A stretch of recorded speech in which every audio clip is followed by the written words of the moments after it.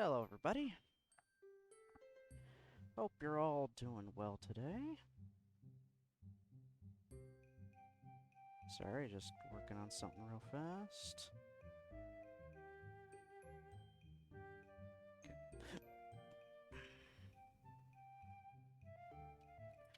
So, I got some interesting news in the world of Doki Doki yesterday. Doki Doki Literature Club Plus, coming at the end of the month. It's the original game, plus 6 side stories, focusing on each pair of the 4 girls. Built-in music player. Whole bunch of unlockable photos. All the artwork in the original game has now been upscaled to HD. And it's also getting a console port. That's going to be interesting. I really want to see how that goes. Actually, I'm going to find out. I pre-ordered the damn game for PS4. So I'm just going to do that while I'm here. Yeah, that's actually really goddamn interesting. I can't wait to see how the whole going into the files thing works for that.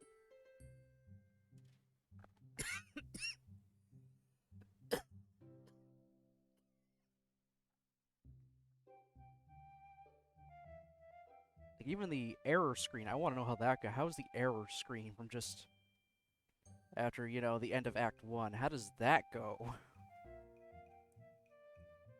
So, yeah, once that game does in fact come out for as a physical release, we're gonna find out. We'll find out exactly how it works on consoles.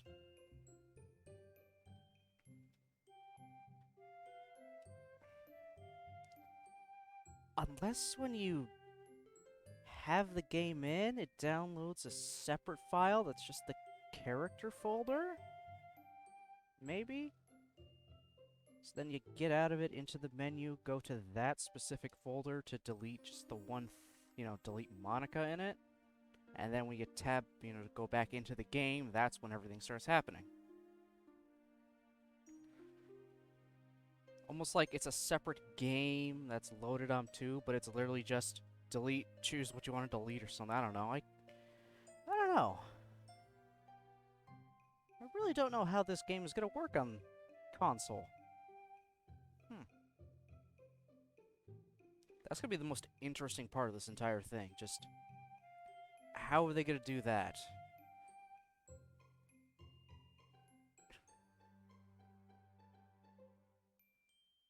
Hey, Xander Alicorn, how's it going? For the Doki Doki Plus? Yes. I figured I'd talk a little bit about that before I continue on in Blue Skies. Yeah, I'm excited. I pre-ordered it. Still trying to figure out how it's going to work on consoles. I want to know how all the file stuff is going to actually go down.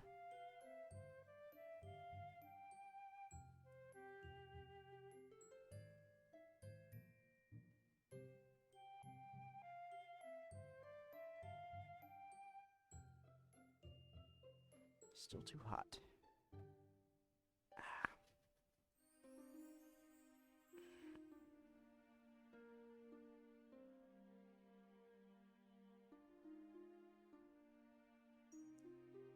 Yeah, Doki Doki Plus is gonna be quite something. I'm actually amazed that he just, out of nowhere, just announced it and said, "Oh yeah, by the way, coming out the end of the month."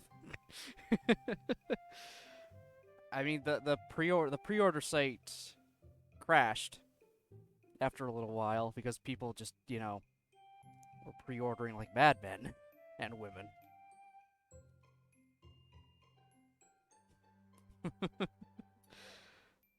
Oh boy.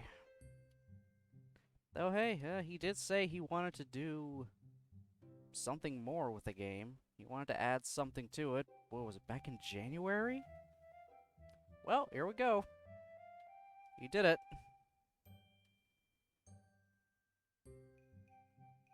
And he's Right, it's not a sequel, it's just an expansion on the original game, like he said it was gonna be.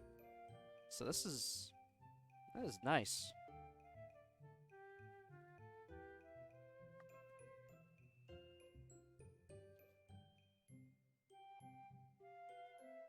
Ah. We'll talk more about that once it is fully out. That I'm definitely gonna attempt to stream and try to not get myself spoiled by what happens in the side stories. Because I want to go into those, you know, fresh, knowing nothing at all.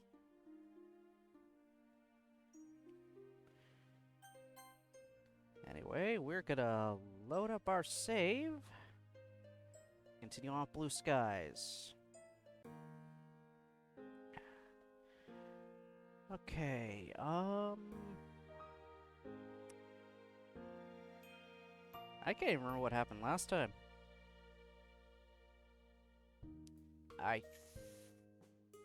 Something I remember was we ran into Yuri at one point during lunch, decided to have lunch together, and because we both weren't paying attention, we walked in the complete opposite direction of the stairway to the roof and ended up in the first year class hallway. And figured, while we're here, let's grab Natsuki. So we had lunch with Natsuki, who didn't have a lunch, and then Yuri force-fed the both of us to get us to shut up and stop talking. Then we had a club meeting, talking about exams coming up and deciding we're gonna have a study group together. Because it'll benefit all of us, even though Natsuki is a year behind us and therefore isn't really going to be able to help us in the slightest. But we're not going to exclude Natsuki for that. We still want her around. It's not a club activity if she's missing. So really, it's more hangout for her, actual study for the rest of us.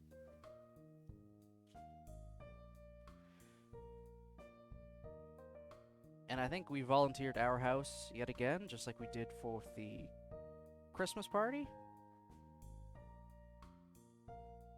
Also note, Valentine's Day is coming up in-game, and Game Baron has proceeded to still not have anything planned for it. As his mom said, this is the year you get a girlfriend and you forget about the most romantic day of the entire year. Oh boy. Alright. So let us continue on into Act 3 of Yuri's Route in Doki Doki Blue Skies.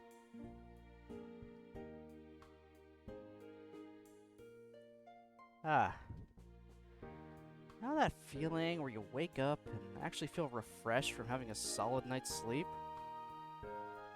Yeah, me neither. Every day, man. Every day. As I check my phone's display, I'm once again reminded that Valentine's Day is slowly but surely creeping towards me.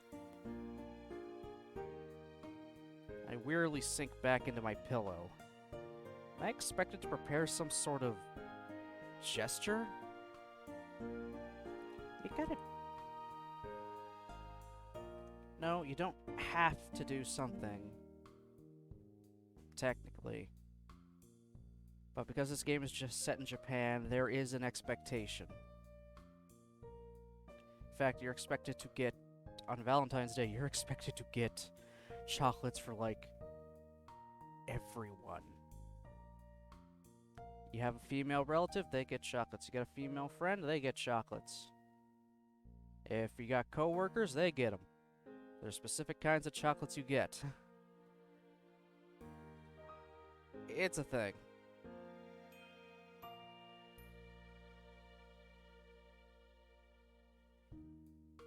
Or no, wait, I think Valentine's Day is the... No, Valentine's Day is the day the girls give the guys something.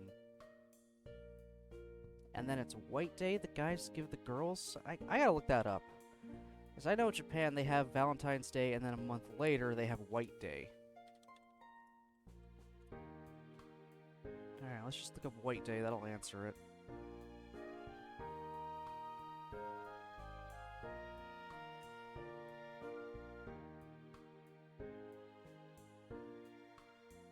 Ah, okay. Yeah. Valentine's Day, the girls give something to guys, and then White Day, the guys give something to the girls that gave them something. That's it. So we should be expecting something from Yuri, at the very least. And then come White Day, we have to reciprocate and give her something of equal value, basically. Japan has that stuff mapped out easily. You just go to like convenience stores and they've got chocolates of a variety of different prices and for what they're supposed to mean. It's kind of nuts. It's pretty commercialized, but whatever.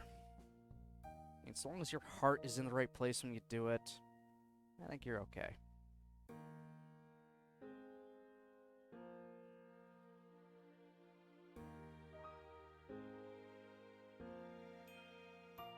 Like, take her out to a meal or something? Oh, man. It's tempting to close my eyes and go back to sleep. We all know how well that could end. Hey, Hungry Bot, how's it going?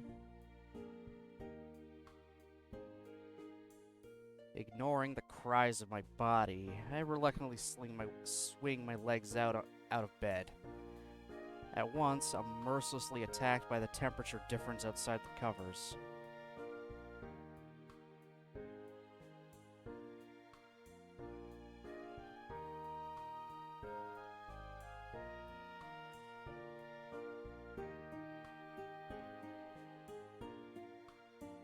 Cheese is cheese. It's made from milk. There's nothing political about cheese.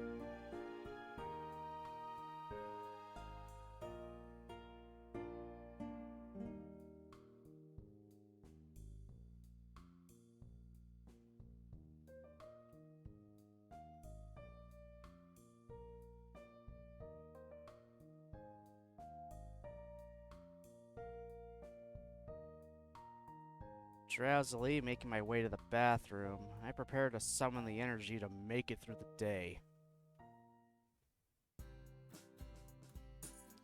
Well, that's one perk of winter air. It definitely wakes you up.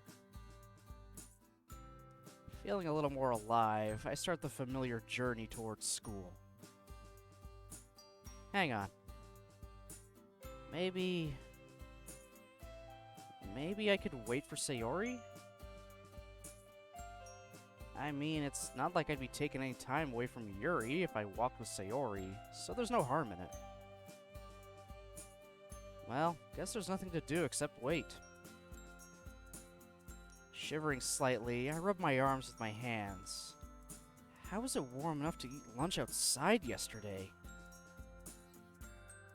The weather around here makes no sense. Go to Canada. Our weather makes absolutely no sense.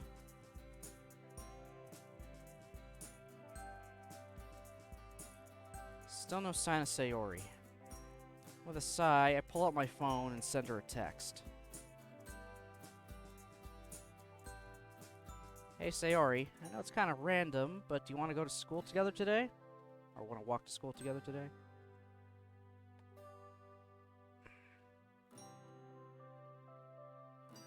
No reply. Weird. She's probably sleeping or has her phone switched off. Either way, I don't have the time to check up on her. If I hang around any longer, I run the risk of being late myself. Making a mental note to talk to Sayori the next time I see her in person, I slip my phone back into my pocket and start walking to school. Oh yeah, I forgot about Sakurai. I always forget he exists. He's very rarely in this damn game. So far. Well, this mod, I mean. Shit, I never had a mod tag. 1 second. Forgot to do that entirely. forgetting? We'll get rid of that and go.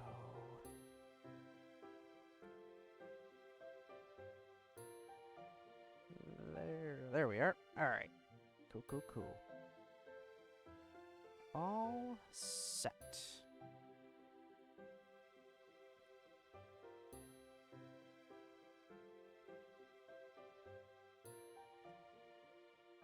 Ah, Baron!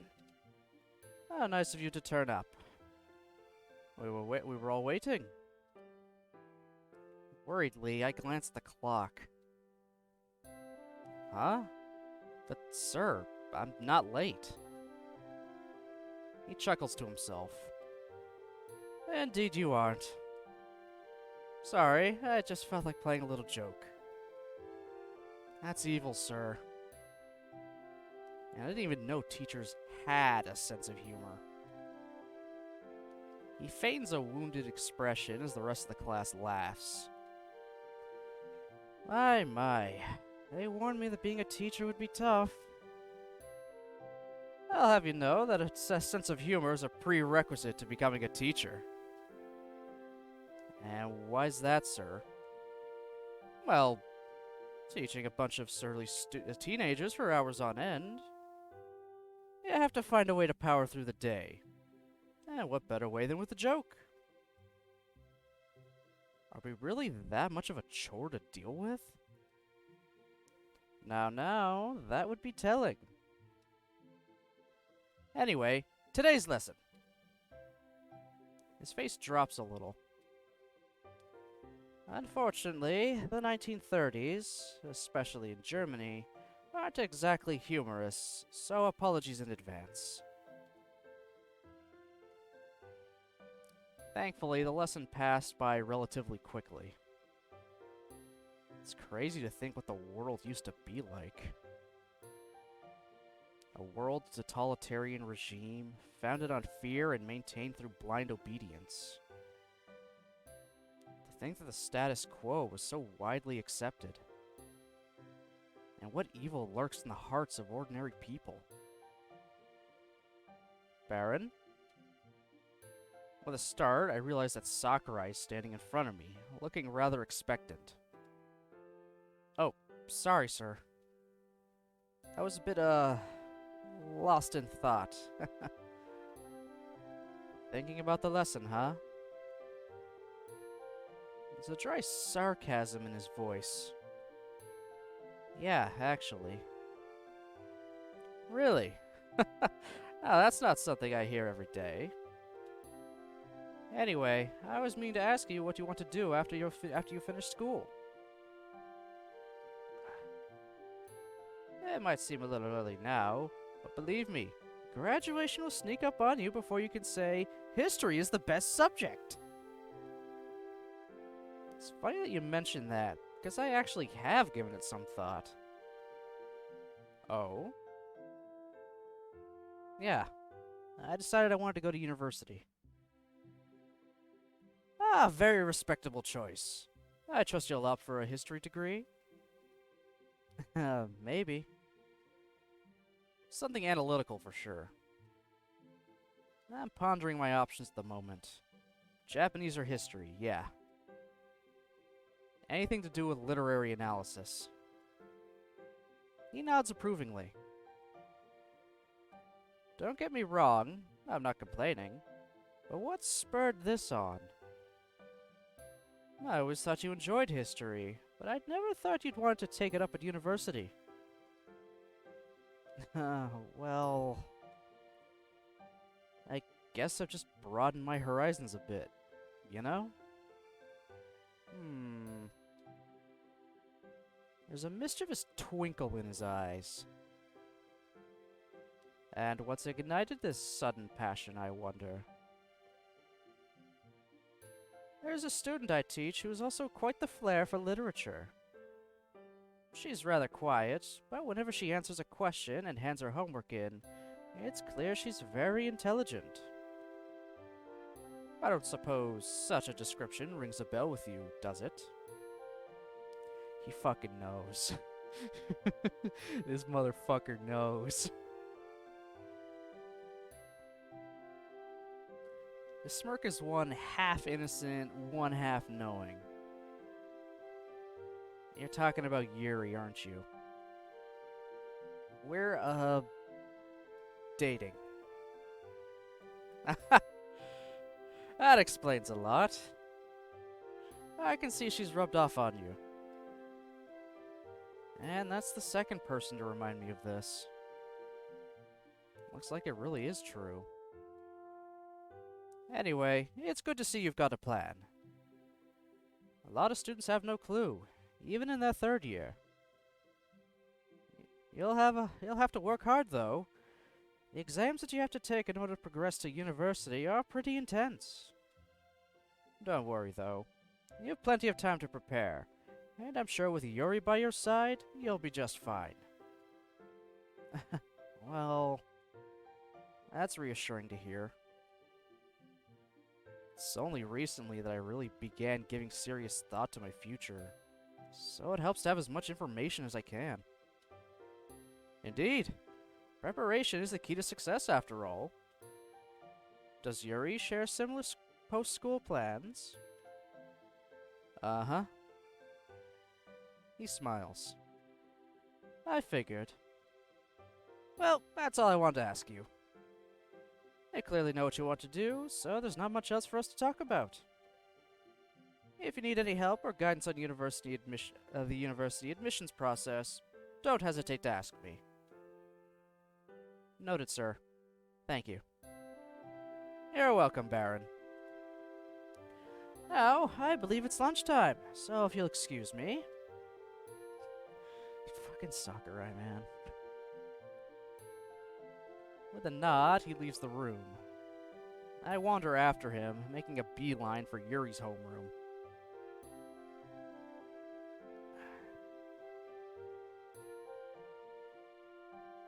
I could be totally wrong about this, but I think in Japan, your homeroom is the exact same classroom throughout the entire day. It's just the teachers move around. I could be 100% wrong on this.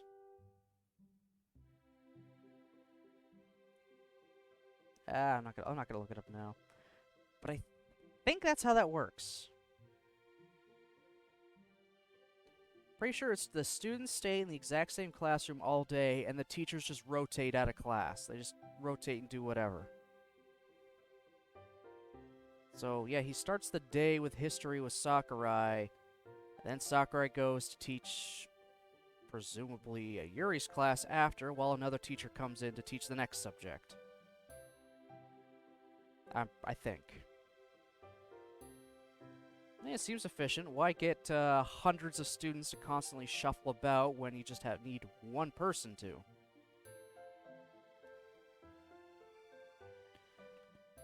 It seems efficient. Who knows? I'll look into it later, or if someone wants to pipe up about that, go ahead.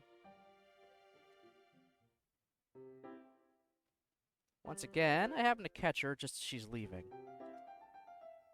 She sees me approaching and offers a friendly wave.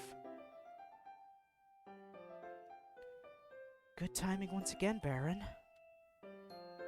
I really have a knack for this, don't I? It would appear so. Shall we head for the club room? It's a little too cold for the rooftop today. Yeah, that's fine by me. Man, the walk to school this morning was absolutely freezing. February is quite a temperamental month, it seems. Looks like we're the first ones in again. Looks like Sakurai likes to leave early for lunch, I guess. Okay. Don't know what... Do we go... Does Sakurai use the club room just to chill? Or we just get out early, and same with Yuri's class, compared to everybody else. I don't know. Oh, okay. So they just left. They just left class early. Everyone else is stuck in class still. Makes sense. Quite a few teachers do that. Oh yeah. Speaking of Sakurai, he actually asked me what my post-school plans were. So did my homeroom teacher, funnily enough. I suppose all the teachers are asking their students that question. Well, the second years and presumably the third years as well. He didn't expect me to want to go to university or do something like Japanese. He actually suspected you had something to do with that. Me? Yeah. He said it was your influence. Mom said the same thing. Kinda weird because I didn't know that was a thing. We pull out our food and the smell of Yuri's delicacies wafts through the air. If only Sayori were here.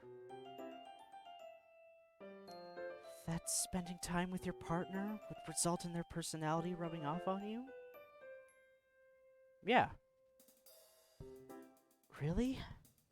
I thought that would be rather obvious. After all, it's their personality and mannerisms that drew you to them in the first place. Among other things.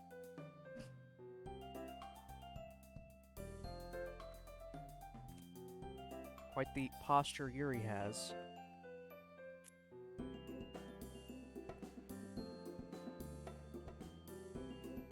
Don't forget their beautiful purple eyes.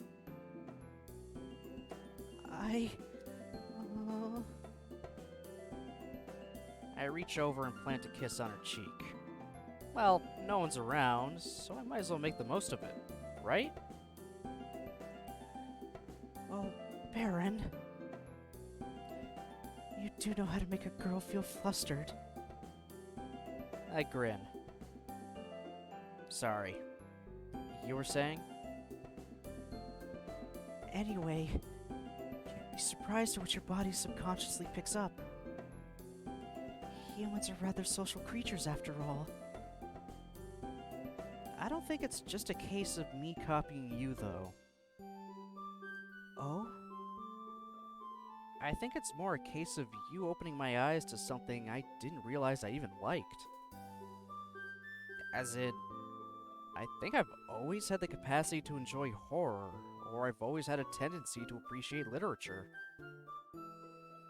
After all, I've played games and watched anime with fantastic plot lines. Now that I'm dating someone who nurtures? Is that the right word? Anyway, who helps me explore those interests, I'm beginning to see how much I truly like them. If that makes sense? She nods thoughtfully. Yes, I can definitely see what you're saying. Given that a lot of our free time together consists of reading or discussing literary themes, this is part of the reason why I love you so much, Baron. You actually get me, and it seems like the feeling is mutual. This is probably the happiest I have ever seen Yuri when she isn't going psycho crazy in the base game. Like, this is genuine happiness. Oh my god.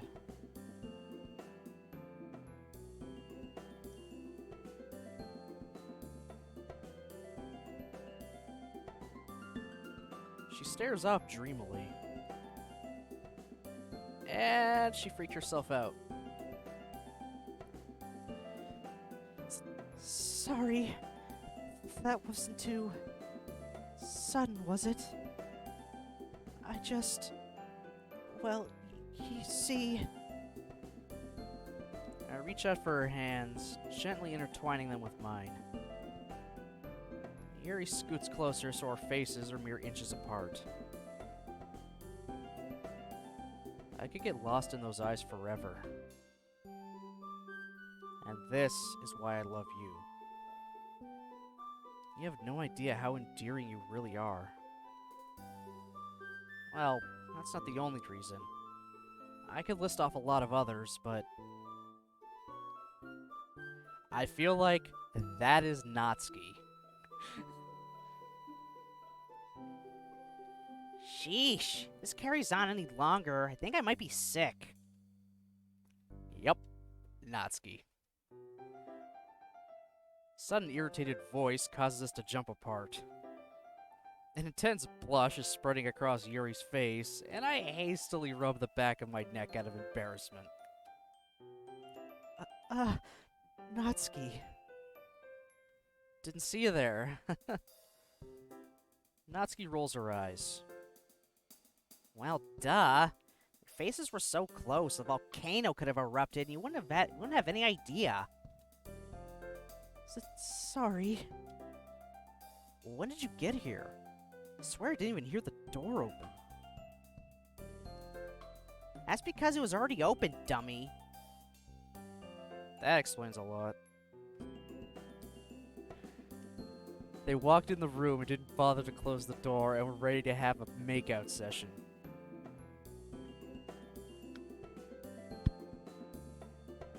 Good job, you two. Way to be discreet.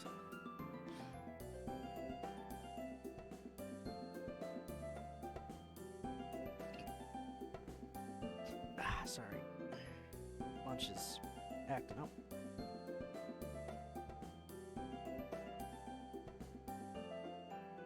Sound of footsteps rapidly approaching the club room permeates the room as Monica hurriedly makes her inside. Okay, it's missing a word. It should be makes her way inside. Let's read that again. The sound of footsteps rapidly approaching the club room permeates the room as Monica hurriedly makes her way inside. Hey guys. What's the rush? It's not like you're late or anything. Well, I don't have much time, unfortunately. There's some tennis duties I've got to dash off to soon. Of course, the team decided to hold this meeting in the middle of lunch. She mutters something under her breath and pulls out her food. That's weird. What is it? What is? Sorry, fuck. Gotta stop reading. Stop reading words that aren't there. Has anyone seen Sayori? Nope. I waited for her before I started my walk to school this morning, but she never turned up. Tried texting her, but I didn't get a reply either. Perhaps she's sick? Could be. I can't help but feel slightly worried. It's definitely possible, especially at this time of year. I'll send her a text on the way home. Yeah, you live pretty close to her, right? Might be worth checking up on her, too. I glance towards Yuri. She gives me a nod. Yeah, sounds like a plan.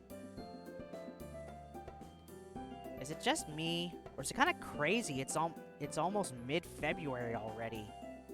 Alright, that's another mistake.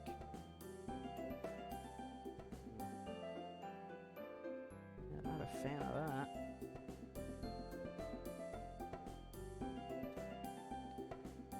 No, I'm with you. The year really feels like it's passing by in the blink of an eye. I imagine you feel that the most, eh, Monica? You've no idea. It's so easy to lose track of time. Don't you ever take a break? Well, it's not quite that simple.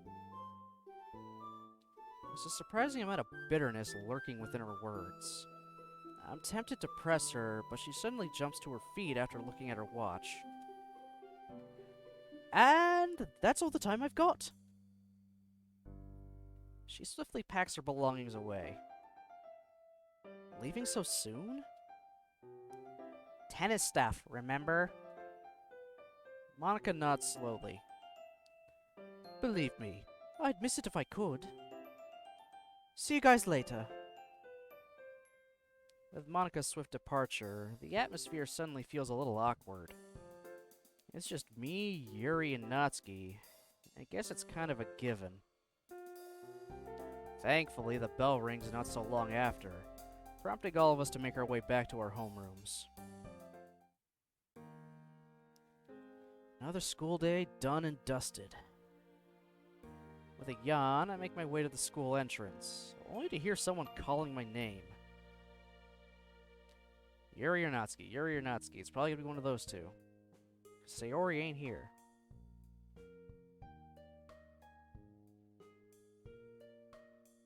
Yuri. Hi, Baron. Would you mind if I were to spend the evening with you? Is that even a question? Come on. One of the best things about life right now is how enjoyable, if simple, my routine tends to be. At the moment, Yuri's cuddled up next to me as we're watching a horror movie. I can hear the wind howling outside, which serves as a contrast against the cozy atmosphere in the room. Hey, weren't you supposed to text and, check in on Sayori? That was something you were supposed to do, Game Baron. Yuri's warmth really lends to a homely sense of comfort.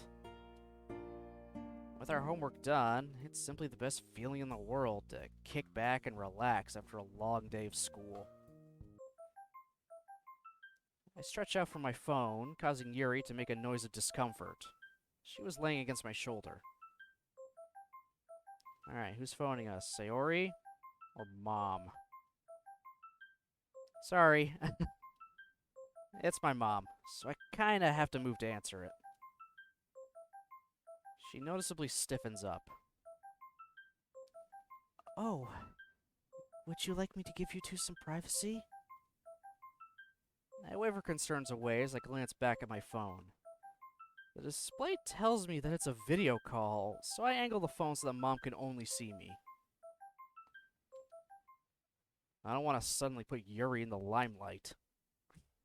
Yeah, don't do that. I mean, Mom already knows you're dating.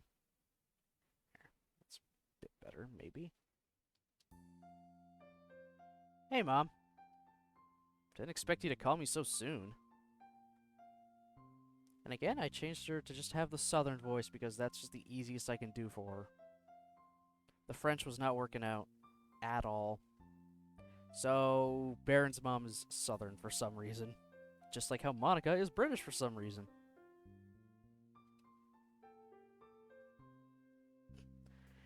Evening, Baron. You're looking well. I'm surprised. It looks like you haven't just been living off chocolate and ramen. Yeah, I said ramen. Deal with it. I roll my eyes at her lighthearted jab. I don't think Yuri would let me. Yuri softly giggles to herself. Oh? Do you have company, Baron? I glance over at Yuri. Suddenly she's looking rather nervous. Tilting the phone away from myself, I try to subtly signal with my eyes that this is a video call.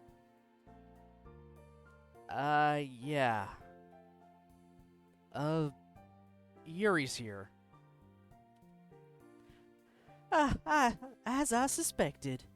That laugh didn't sound like Sayori's. There's an awkward silence for a moment.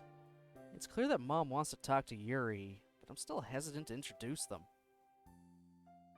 Yeah, don't introduce her over the phone, dude. Don't. Yuri closes her eyes for a moment and takes a deep breath. She gives me a small nod. Alright, well, at least she's gonna... Okay. Maybe this will be easier. Meet the mom through the phone before in person, so it's less awkward for her later. I don't know.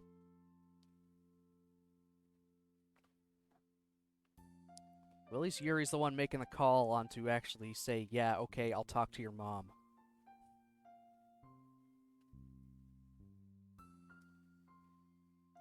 At her command, I turn the phone over so that we're both in the shot. A warm smile comes over Mom's face. Of course she's gonna want to meet, you know, the girl that manages to date my soon-to-be neat, son. It was practically a neat beforehand. Hello, Yuri. It's lovely to finally meet you. Well, if you can call this a meeting. It's nice to meet you too. My goodness, you certainly weren't joking when you said she was beautiful, Baron. Mom. Yuri's blushing furiously. Poor girl doesn't know how to respond. Mom, on the other hand, is sporting a joyous grin. You'll have to forgive me, Yuri. Meet my son's first girlfriend? As a mother, it's quite a special moment for me. Anyway, Baron has told me an awful lot about you. Apparently, you have quite the knack for literature. I have to give Mom credit. Playing to Yuri's interests is definitely the best way to get her to warm up to you. Yes. Ever since I was a little girl, I've always been into books. Horror is her specialty, too. Oh, you'll have to be careful around Baron, then. He's actually quite a chicken at heart. Yeah, that's only because that's a trait I inherited from you. Mom sighs theatrically. You love playing that genetics card, don't you? Honestly, Yuri, I don't know how you put up with him. Yuri smiles timidly. I can tell she finds the relationship I have with my mom endearing, but she doesn't know how to contribute to the humor. And you're quite the chef too, from what I've heard? Yes. Along with reading, food is another passion of mine. There's something really rewarding about experimenting in the kitchen. We've actually cooked quite a lot of stuff together. Hard to believe, right? Indeed it is. I bet your parents are appreciative of such a good chef, right? I know I'd definitely love it if Baron ever cooked me something. Yeah, that's awkward. Yuri doesn't have parents anymore. At the mention of her parents, Yuri predictably goes quiet. She's trying to respond, but it's clear that she's struggling. Well... I squeeze her hand gently. Well, they were the ones who got me into cooking in the first place, so I imagine they're happy with how much I've pursued it. A sad look clouds Mom's features. She knows immediately. I see. What's wrong, Mom? Whenever I hear about how other children's parents are still around, it makes me feel really guilty. I really wish I was home with you right now. With you two. Okay, so she doesn't know. She wants to be home with her son. That's fair. Exams, future plans, first relationships. Times aren't easy for you, son, and I'm not there when I should be. Mom, it's fine. It really is. I never once blamed you for any of this. It's not been easy since the divorce, and you've got to do what you got to do, right? Money doesn't grow on trees, and I know you're doing your best. Besides, I'm doing fine. Well, I pull Yuri closer to me, grinning at the look of surprise on her face. Better than fine, I'd say. Look at you two. You look so cute together.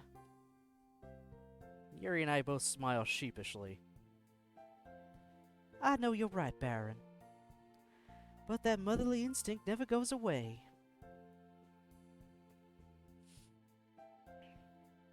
mother's love is one of the most powerful things on Earth. It really is. Well, the good news is that we finally finished dealing with a particularly demanding client. There's a good chance I'll be able to return home soon. Really? Really? That's great! Do you know when you'll be coming back? Unfortunately, I don't have the exact dates right now. There's still some borrowed legal stuff we've got to get through. Once that's over, you can bet I'll be on the first plane home. I'm half tempted to keep it a surprise and just randomly turn up one day. I would love to see Baron's reaction to that. Me too, Yuri. Me too. Anyway, I won't ramble on any longer. I'll leave you two lovebirds to it. Yuri, my dear, once again, lovely to see you. And we'll definitely get to know each other properly when I come to visit, okay? I'd like the sound of that. Okay, well, take care. Love you, Baron. Love you too, Mom. See ya. With a click, the line goes down. I set my phone back on the table. That was a little sweet. I kind of like that. I like little stuff like that. Again, it adds more to our main character.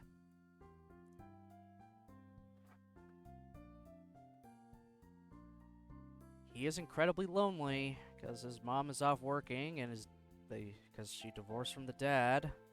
He's just completely out of the picture, but he doesn't blame his mom at all. As much as he wants her around, as much as he wants someone around, he's not going to blame his mom for doing what she has to do to let them live the life they have. Plus, having Yuri helps. It also helps him relate to Yuri just a little bit. Not to the exact... not exactly what she's going through, but close enough. Yuri's parents are dead, so she has no one there. Our parents are divorced, Dad is God knows where, and then Mom is working out of country most of the time, so both of them are in their own way have been abandoned. So they're both lonely, trying to find someone to, you know, be with, to fill that void. And, well, they kind of found each other. And even as shocking as it was for Baron to hear that her parents are dead, and even with Yuri's cutting habit, he's not giving up. He's not going to abandon her. You can also see that as almost like a selfish thing. He's not going to let her go because it's the first real connection he has with somebody. That's really like kind of the cynical look at it. Still, that's just something that kind of helps them connect and understand each other a little more. They both have parental issues of just being absent. Different reasons, but still.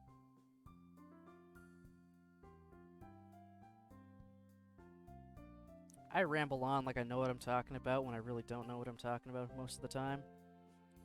But I think the core idea of what I'm trying to say got through, presumably.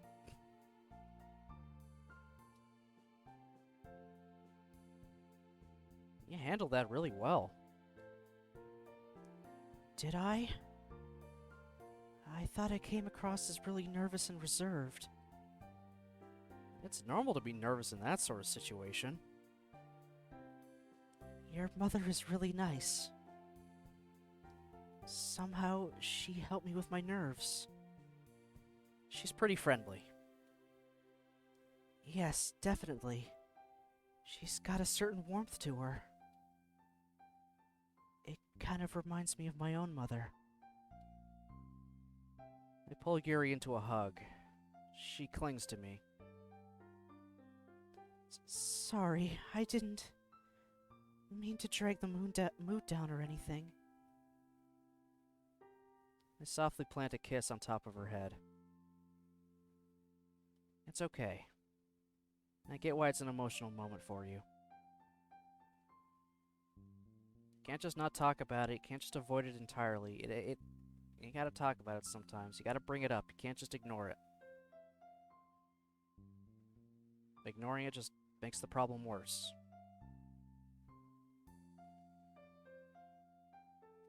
Anyway, do you want to resume the movie? A sly look comes over her face. Unless you truly are a chicken at heart. I respond by throwing a cushion at her face. Very funny. I can tell that Mom meeting Yuri in person is gonna be the death of me.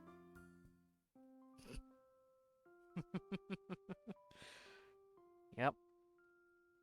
She's gonna tell all the embarrassing stories.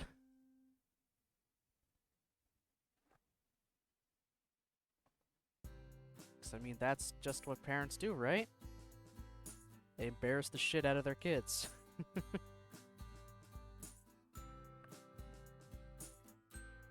As I walk down the street towards school, I yawn and crack my neck. It's another normal, average day for me. Not. It's actually Valentine's Day. Man, just thinking about the date night I've got planned is increasing my anxiety. It's not like I've never been on a date with Yuri before, but... well, we don't actually plan things out often. Our relationship is more of an organic one. Our dates are spontaneous. Finally having a formal date feels a bit surreal, to say the least. But at the same time, I'm also looking forward to it.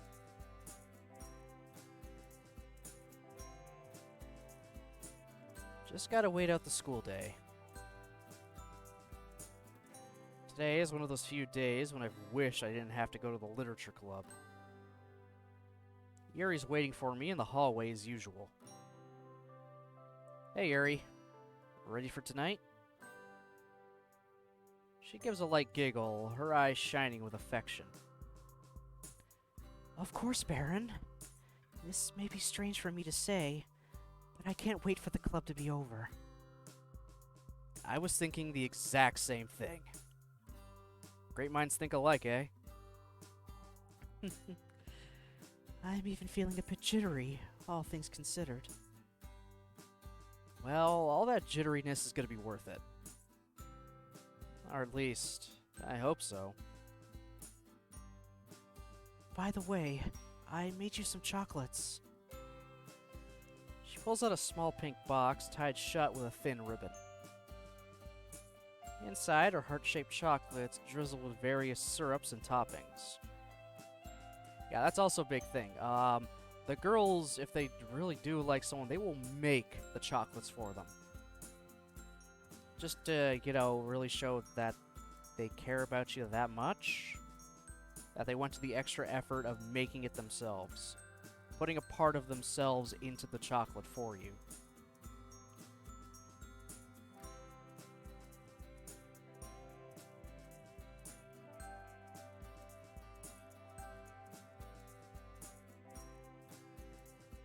I hope they're to your liking.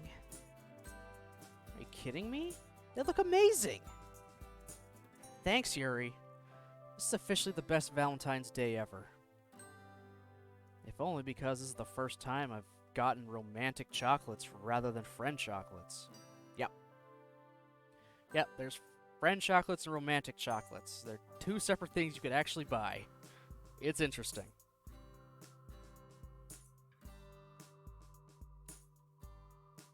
Can't believe that these are homemade. Yuri shyly ducks her head, mumbling a humble dismissal of my compliment. It's normal to make homemade Valentine's chocolates for your loved ones. They're nothing special. Don't sell yourself short, Yuri. I seriously can't wait to try one out. I sneak a quick kiss on Yuri's cheek while no one's looking.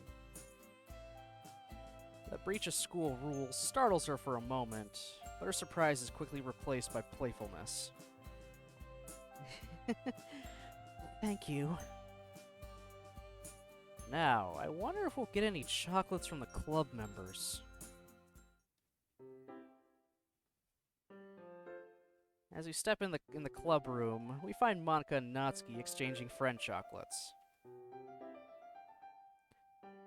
Baron, Yuri, perfect timing. Let's just get this over with.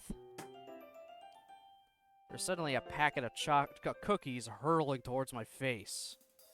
Luckily, I'm fast enough to catch it. Natsuki then hands Yuri her cookies as Yuri looks through her bag to reciprocate the gesture. Hey, why did you toss that at her too? Are you kidding me? I'm not gonna give the special treatment to someone who's not even gonna give me something back. What the hell happened there? I was totally wrong, but I'm not reading it again.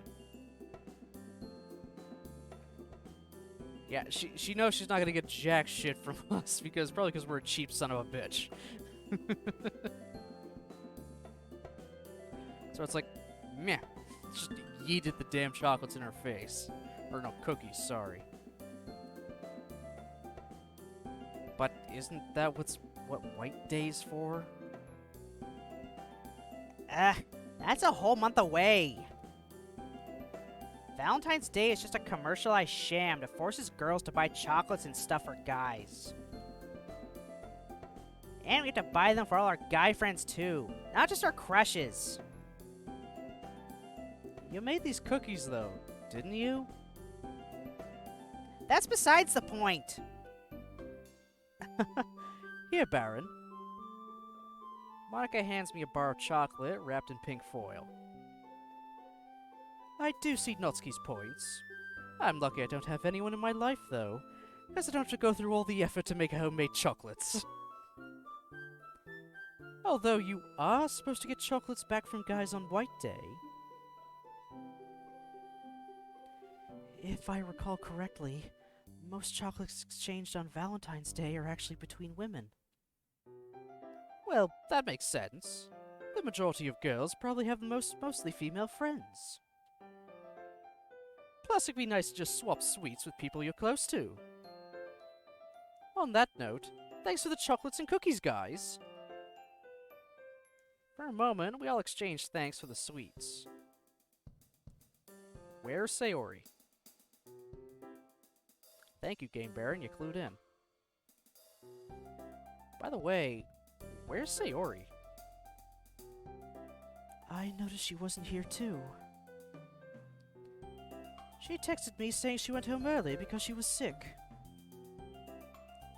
Pretty unlucky day for her to get sick, huh? Yes, and it's a bit concerning how often she seems to get sick nowadays. Yeah, I'll check up on her when I have the time. Alright, now that we've got all the Valentine stuff out of the way, let's get on with the club meeting. Okay, everyone, I'll be seeing you all tomorrow then. Whew. That's over. It's time for my date with Yuri. Ready for the night of your life? Are you sure you're not building it up too much? I'm wounded by your words, Yuri. Giggling, we make our way down to the school's entrance hall and momentarily separate to find our respective shoe lockers. As I open my locker, something white tumbles out. It's an envelope? Corners of the envelope are slightly crumpled, as if someone had been holding it too tightly. Inside is a small note that simply reads, "I'm happy that you're happy," with a small piece of chocolate taped to the paper. The note's ink is blurred a bit by a little water damage. What? Whose note is this? And why'd they give it to me? I'm just a normal guy, not someone who breaks hearts left and right. I can't think of any reason I would have gotten this note.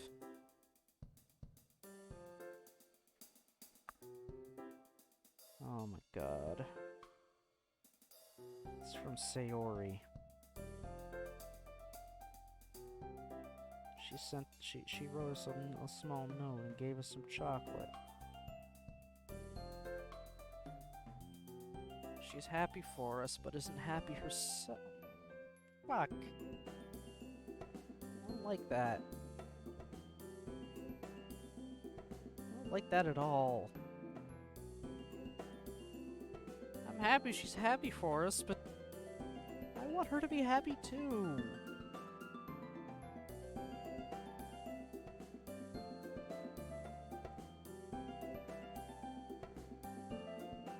Also, leave it to Game Baron to not realize that this is Sayori.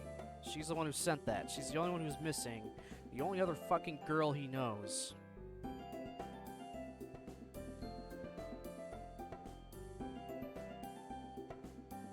She very clearly has a crush on Game Baron. We've already seen it. We've seen it with one of the interactions we had on the roof, where we didn't have lunch, and she was ready to give us half of her lunch before Yuri did.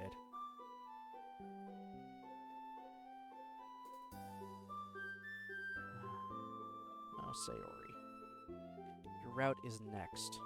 I already know that. Your route is next. Oh well. I'll think about it later. Ready to go? Yuri appears next to me as I stuff the note in my bag. Whoa, you scared me! Yeah, I just need to swap my shoes and I'll be good to go.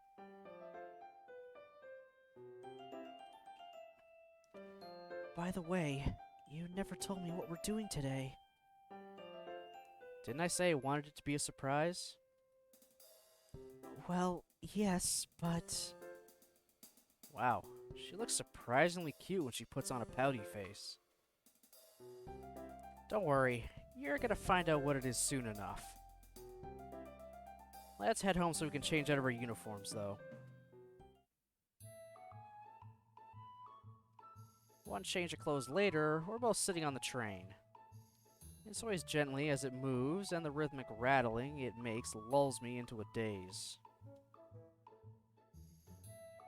Yuri leans against me, resting her head on my shoulder as we watch the scenery blur by outside.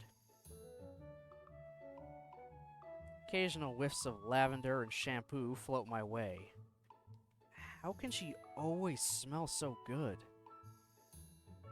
It's called she is hygienic.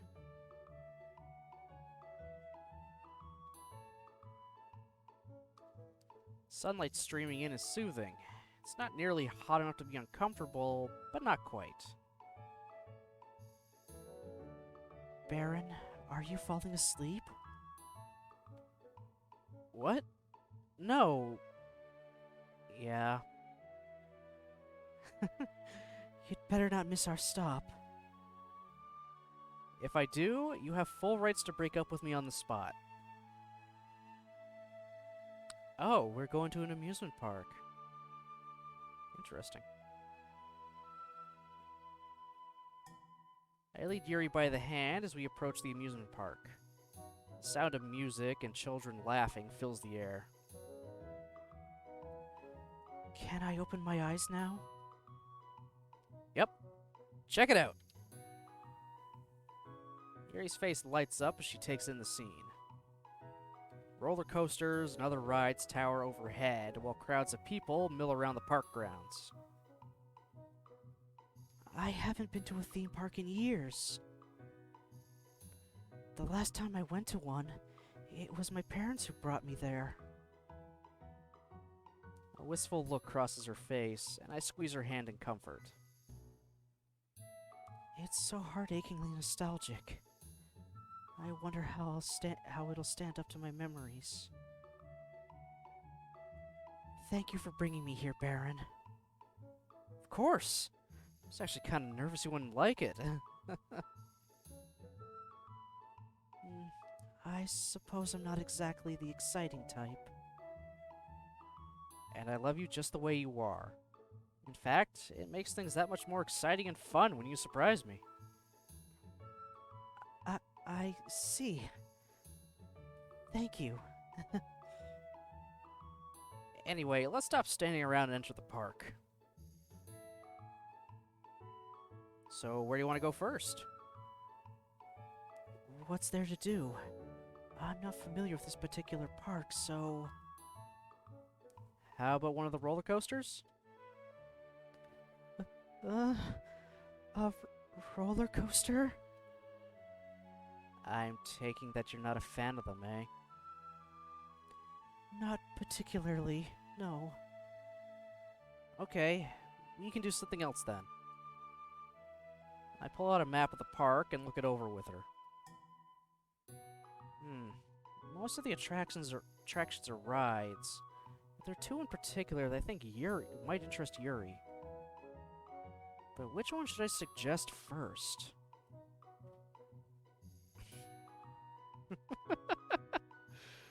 A haunted mansion or a fantasy village?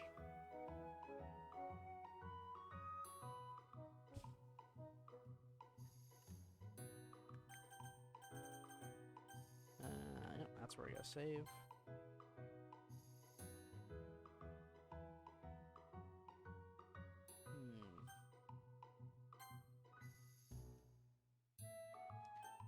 A haunted mansion in a theme park is probably not gonna be the greatest. Feels like we're It's like, yeah, she likes horror, but I mean, this is like,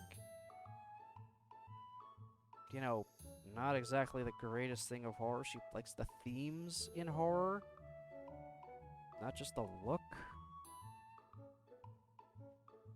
Fantasy Village sounds more up her alley, potentially.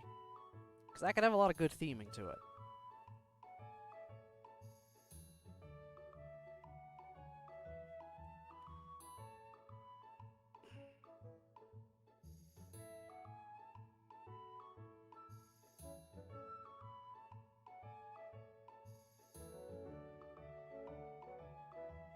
I'm still good. Well, if it goes wrong, I could always reload the save again. So I'm gonna go with the Fantasy Village. I think that might be better, because that just feels way too commercialized and wouldn't interest her in the slightest. Like, that's just playing into a stereotype. It's horror themed, so she'll immediately like it. Let's go Fantasy Village. What do you think about this Fantasy Village thing? Is this one that's based off the Magical Village in that one book series? I wonder how immersive it'll be.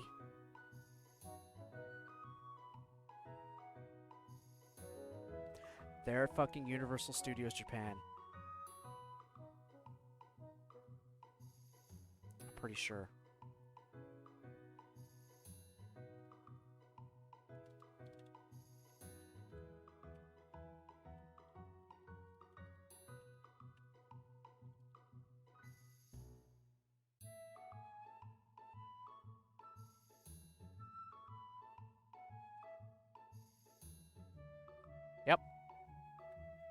Yep. They're in Universal Studios Japan without it being Universal Studios Japan. A magical village from that book series. Yeah. They're going to the Wizarding World of Harry Potter. They're gonna see Hogsmeade and everything. Wow. Wow. No idea what the Haunted Mansion thing is. It can't be the Haunted Mansion, because that's Disney. Unless it's just a weird amalgamation of Universal and Disney for some reason.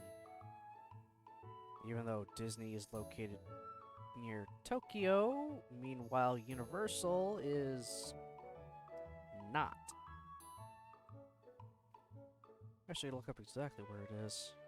Now I'm curious.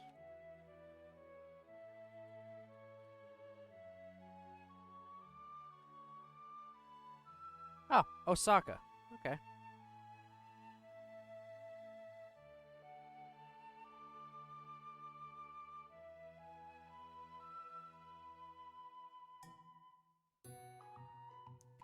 Let's put it this way.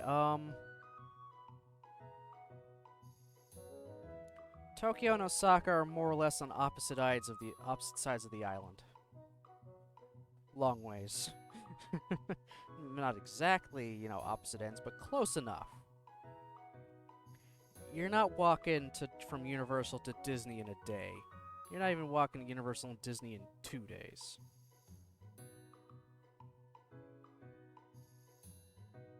I wonder how immersive it'll be. I'm guessing pretty immersive, since the park is known for it. Come on, let's get there before the lines get too long. Yeah, knock off Hogsmeade, I'm guessing. Unless it's some other fantasy series. Could be, don't know. Then a few minutes, we find ourselves at the entrance to the village. The place is packed full of people, likely because of the popularity of the book series. Wow, it looks exactly as I pictured it. Mm-hmm. The only downside is the crowds, eh? I suppose I'll have to make sure we're not separated. Yuri tentatively grasps my hand, and I squeeze hers in mine. I definitely don't mind how the crowd is making us press against each other. I'll bet this attraction is a huge moneymaker for the park. I mean, look at all the shops. Seems like nearly all the buildings have shops of some kind, ranging from cafes and restaurants to gift shops and bookshops. Whew, everything here is pretty expensive. I'd expect nothing less from a theme park. We walk around a bit, window shopping and chatting. The architects really didn't spare any expense in making sure the village was as detailed and realistic as possible. Do you have anything in particular you want to check out? Like stuff from the books that you want to see in real life now? That's a good question. Maybe... Well, this may sound a bit silly, but I've always loved how the food was described in the novels. It always sounded so succulent and delicious. No surprise that well-written descriptions of food would have caught your attention. Do you think it might have partly caused you to learn how to cook too? Along with your parents' influence, I mean. Maybe. It probably helped turn me into a bit of a foodie, at least. I used to even read the books near dinner time to increase my appetite. Jeez, I have to reread the series if the writing's that good. Well, if you want to try some food, let's look around for some. A nearby cart piled high with plastic mugs catches my eye. Hey, how about we try some of that?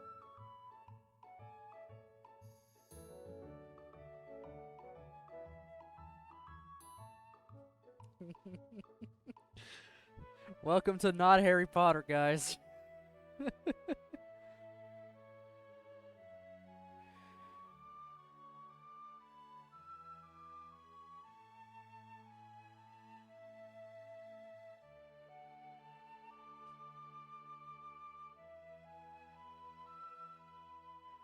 You're in the world of Larry Trotter. Sure, let's go with that. I took too long to come up with that. I apologize. I'm feeling really tired right now still. Oh, is that the famous butterscotch drink? Let's try it and see. Apparently, butterbeer is incredibly sweet. Like, it's all sugar. No surprise. Nearly 1,000 yen later, we've both clutching mugs towering with golden liquid and foam. Yuri tentatively takes a sip. How is it? It's quite rich and creamy. It reminds me of root beer, but with butterscotch instead of sassafras. I think I quite like it. I wonder how they make it?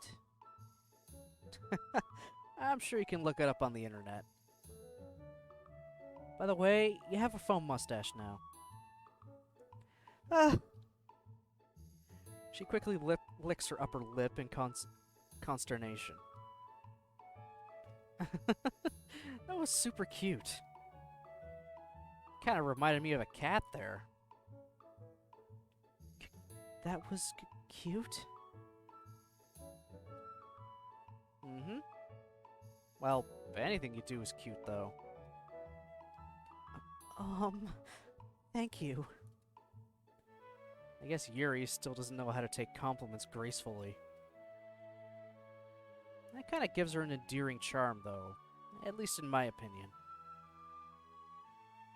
You're so nice to me, Baron. How could I not be? I mean, you're you. Yuri smiles bashfully at that, and I pull her towards me to put my arm around her waist. Now, how about we find some huge turkey legs to eat? I heard that this place is famous for that.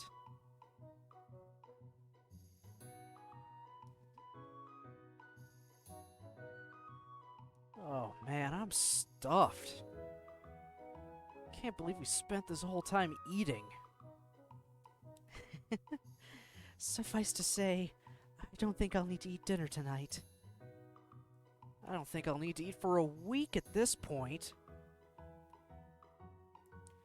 Anyway, we've still got some time left in the day, so where do you want to go next?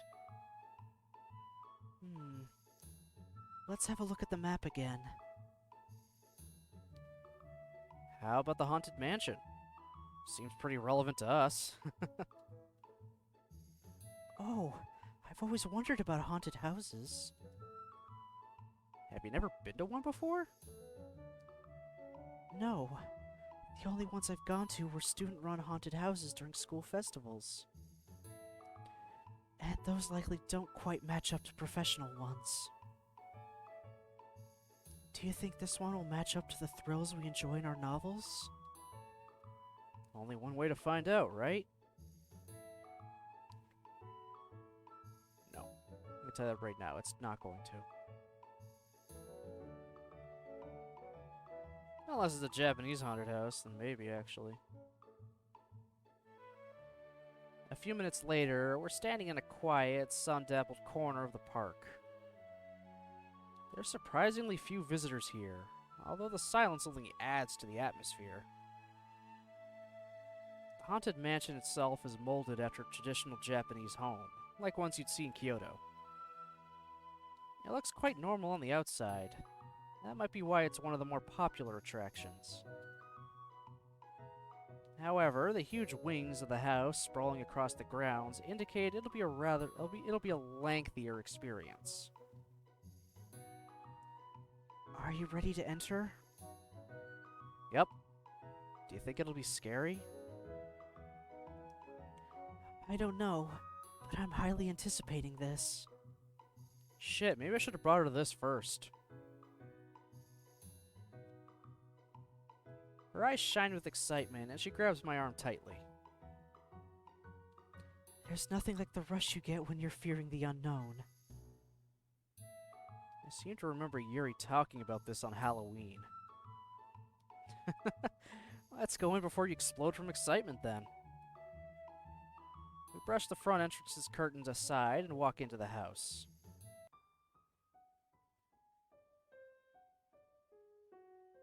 As we enter the entrance hall, we're immediately met by an exceedingly anxious-looking man.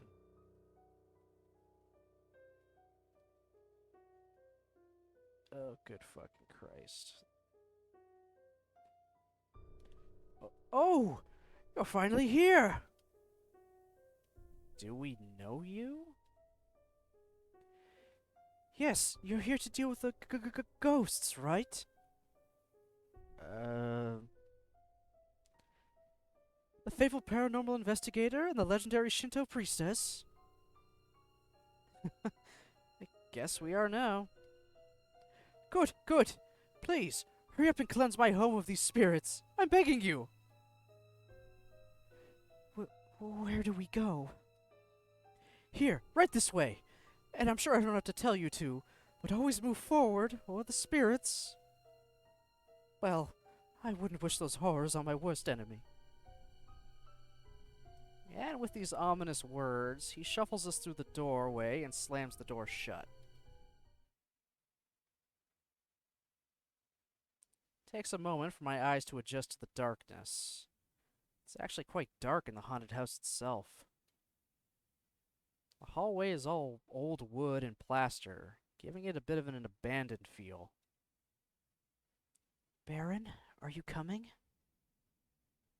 Yuri tugs at my arm, clearly eager to get going. All right.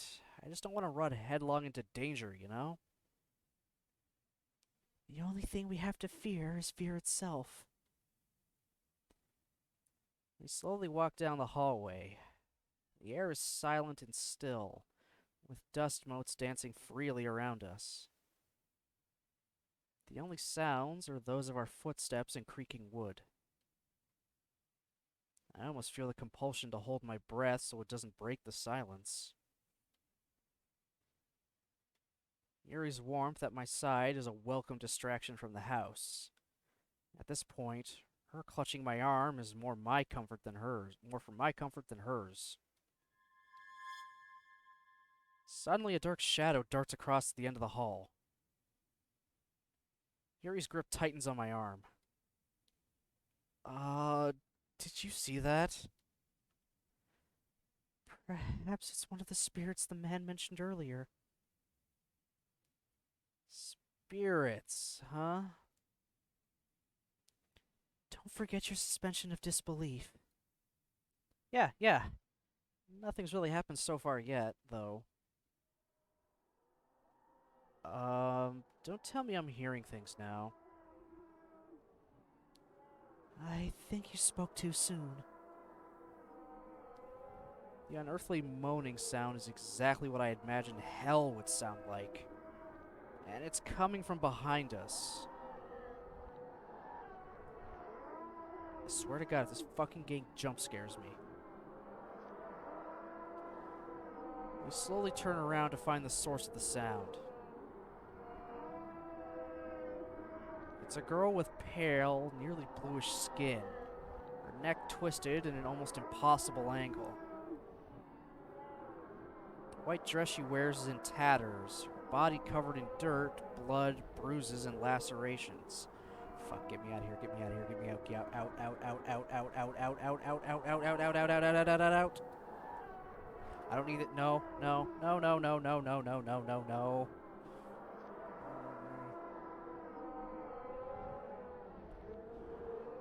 Stringy black hair nearly covers her face, but not quite. We can still see a chilling grin appear as she sees us turn around. As we stand frozen in place, the apparition takes a creeping step forward, her movements unnatural and disjointed. She takes another step, and another. And suddenly she's running straight at us! Holy crap! No. This is why I refuse to go into haunted houses. No. No. I don't need this.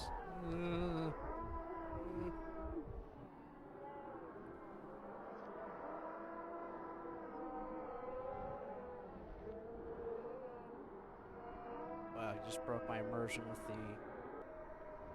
That just makes sense. That does not make sense, so I'll fix that as I read it.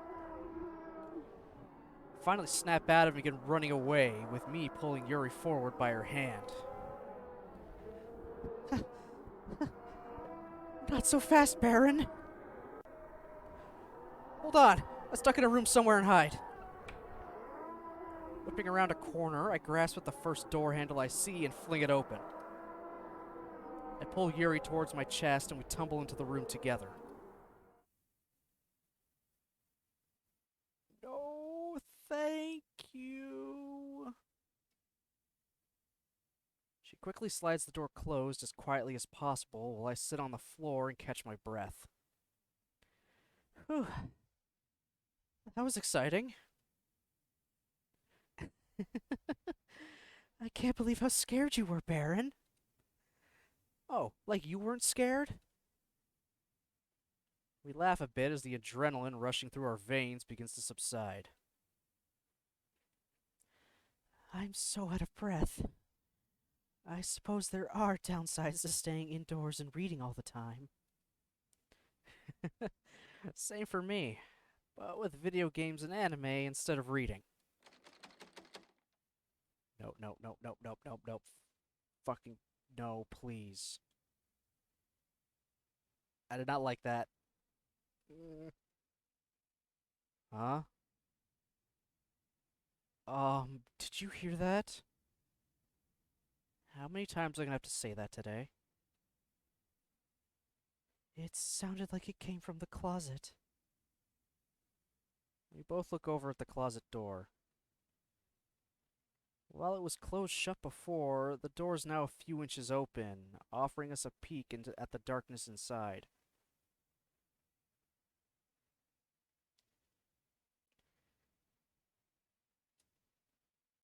Nope!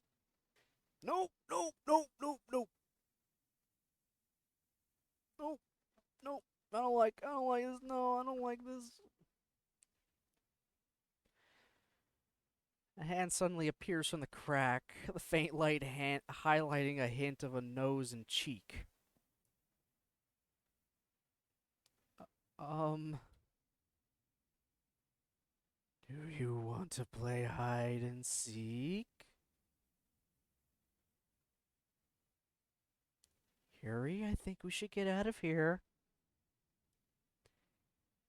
Yes, let's.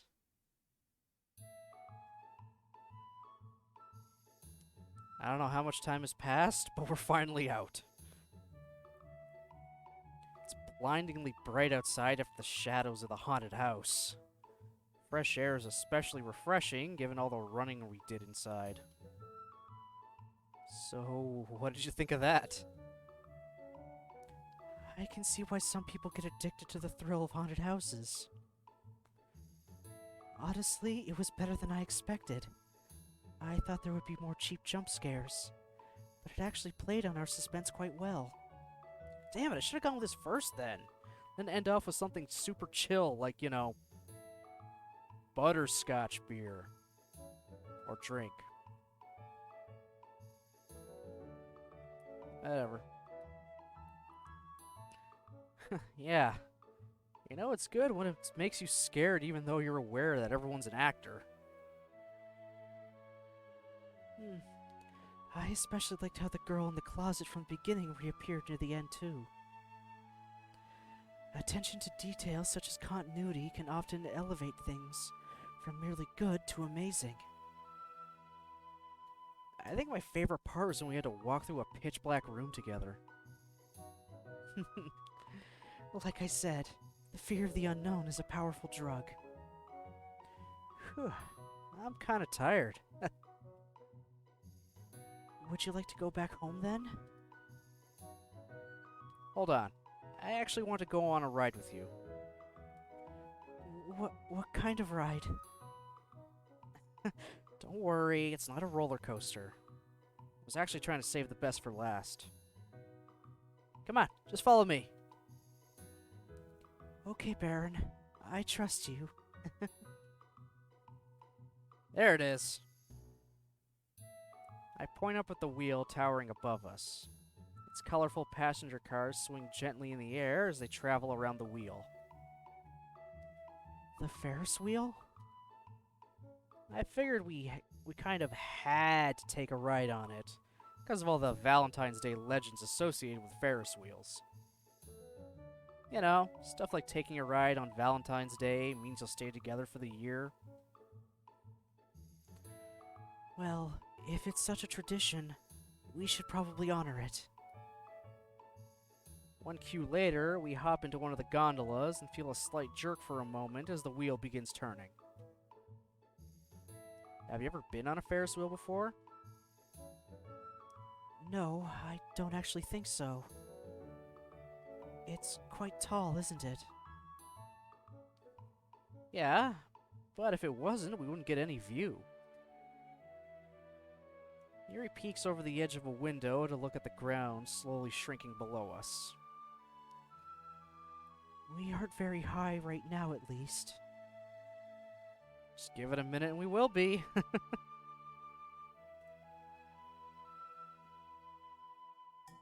I see a few children waving at the wheel as we're lifted higher and higher into the air. It's kind of a strange feeling, seeing everything become as small as their map counterparts. Everything is bathed in a golden glow from the setting sun, as if the whole world were dipped in honey. The silhouettes of the other rides loop around in the sky, but none are as tall as the Ferris wheel. With the noises of the park faded away, it's quiet in the gondola.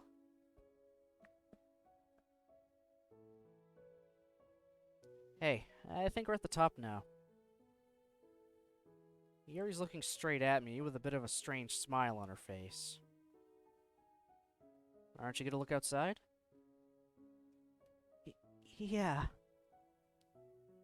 She sneaks a quick glance outside for a second, then snaps back to staring at me again. Her knuckles are white from gripping the edge of her seat. Yuri, are you afraid of heights? Yes. You should have told me. We didn't have to do this. It's all right. If you're happy, then I am too. My mind suddenly flashes back to the note I found earlier today. But I'd like to see you happy too. If you're generally not having a good time on the ride, then what's the point? You're so kind, Baron. It's just common courtesy. You're kind, and funny, and smart. You're good at talking to people, even if you say otherwise. Why are you here with me? Huh? What do you mean? I'm here with you because I want to be here. But you're so good. Did Yuri's words just fail her? This might be the first time I've ever seen it happen since I've known her. Sure, she stammers and takes long pauses to think sometimes, but she's always been able to find the right phrases to accurately convey her thoughts. She has a rueful expression on her face. Clearly she knows that she's grasping for words. And how can I be good too, if I'm nothing like you? Yuri. I lean over to grab Yuri's hands in mine. You don't have to be like me to be good. There are a lot of things I don't necessarily like about myself. And there's a tons of things that I do like about you. I don't think anyone has been able to change my life as much as you did. Well, except for my parents, of course. But you're the one who got me into literature, who inspired me to go to university after we graduate. You're the one who I can see myself with 10 years into the future. Even the little things endear yourself to me so much.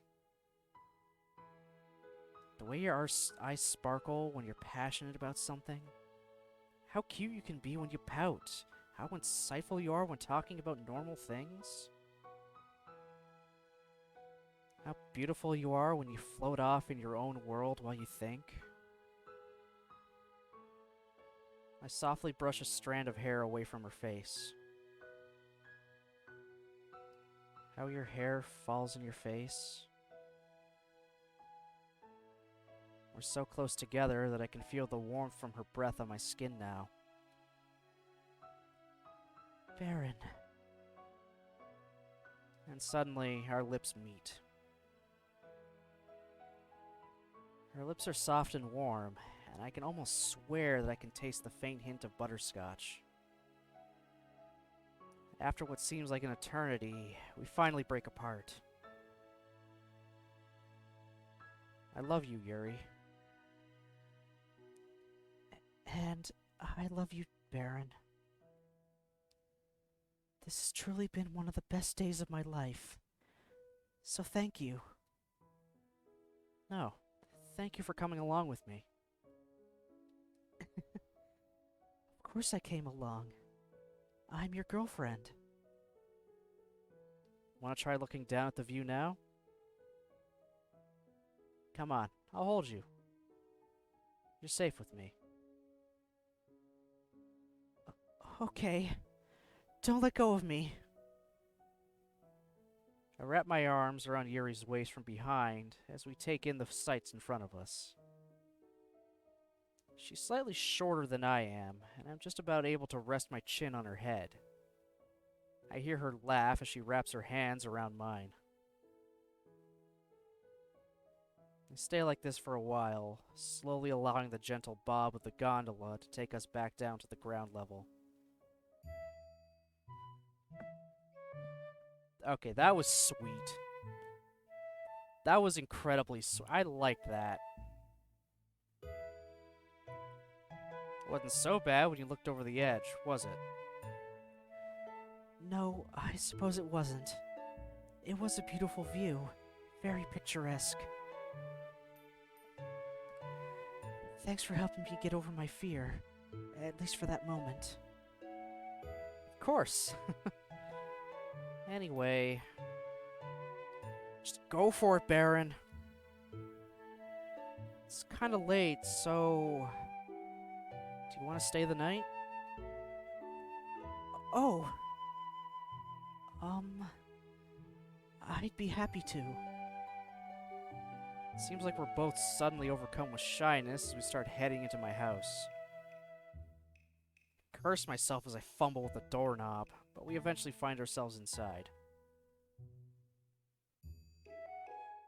Flipping on the light switch, I somewhat nervously turn towards Yuri. Do you want anything to drink? Just water would be fine, thanks. I quickly busy myself in the kitchen, rummaging through cupboards as loudly as possible to break the tension.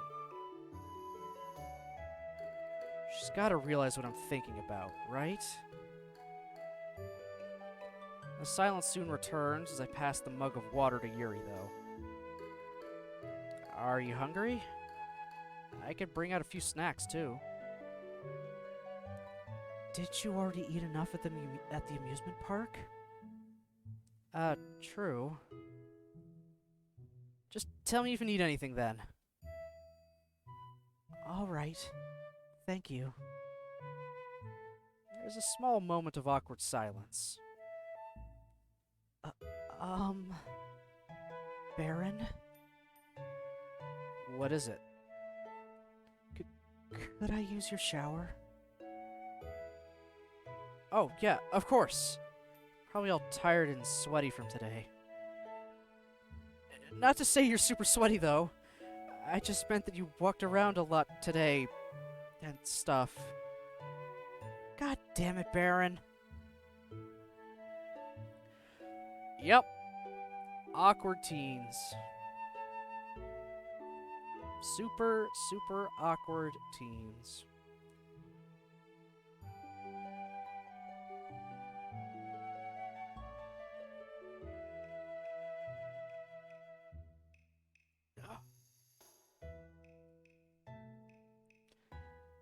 It's fine. So... Here, I'll show you to my mom's bathroom. That way I can use the other bathroom at the same time. Okay, thank you. Do you have an extra towel, too? Yeah, I'm pretty sure I do. I lead Yuri to the master bedroom's ensuite bathroom, then quickly rush over to the other bathroom to take a shower myself. Wait till she's done, so you're not using the water at the same time. You're not gonna get... You guys aren't gonna have any hot showers. Unless Baron's goal is to have a cold shower right this goddamn second.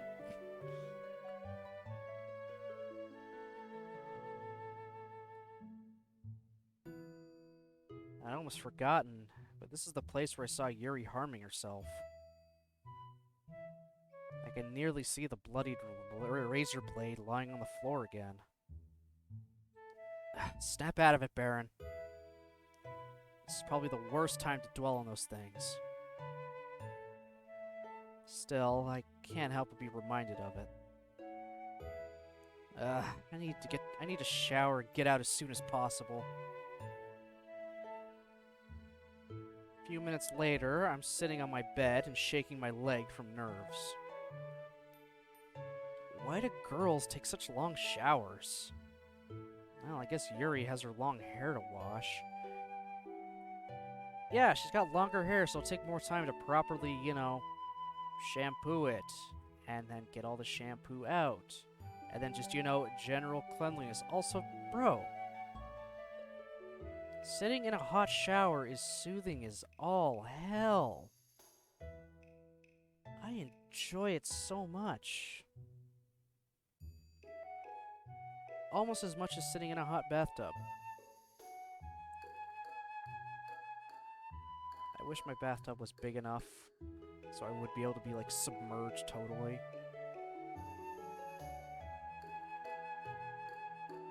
Oh, well.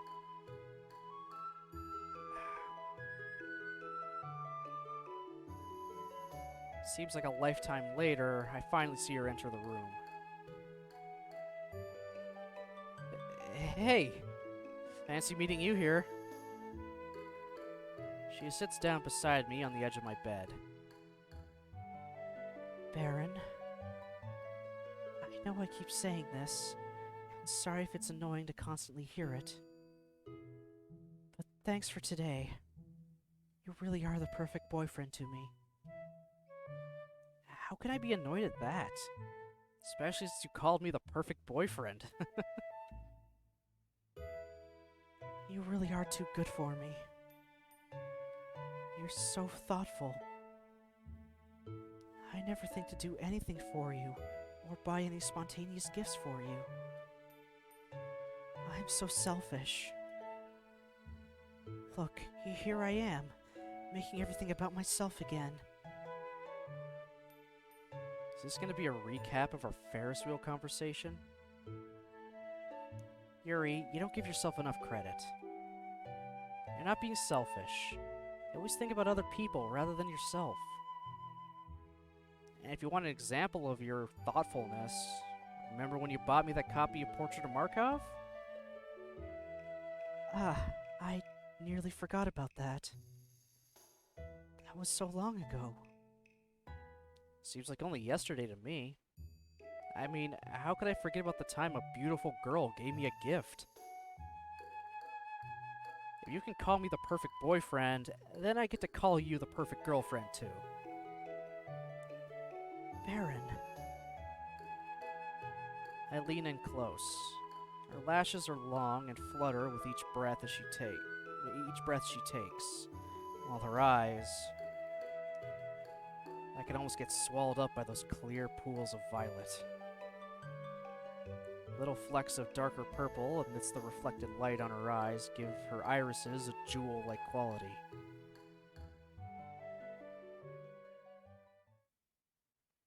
Impulsively, I press my lips against hers. The emotions from back on the Ferris wheel are swirling inside me again. The kiss is brief, but it leaves me wanting more.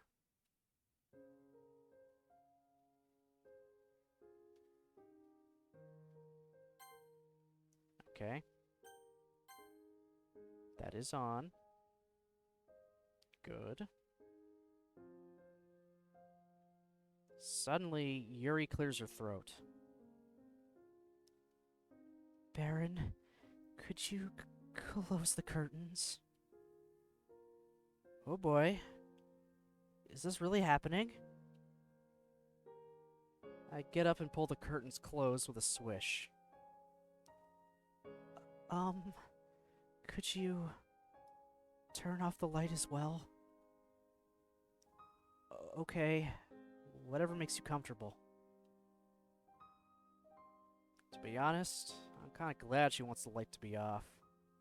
I'm not too self-conscious when it comes to my body, and I'd still feel a bit embarrassed about at being naked in front of Yuri. Okay. This is happening. I gotta get through it.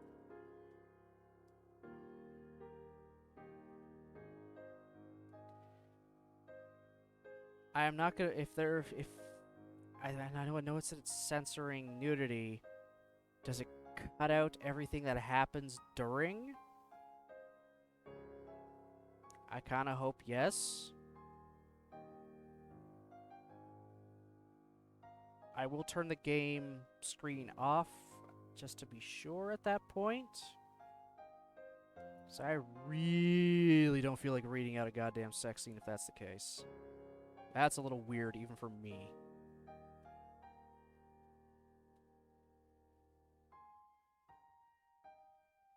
As I flip the light off, I hear a rustling from Yuri that's followed by a small thump on the floor. I can't see much when I turn around, given that my eyes haven't adjusted yet. Even so, I can tell that Yuri's top is now laying crumpled on the floor. Yep. Yep.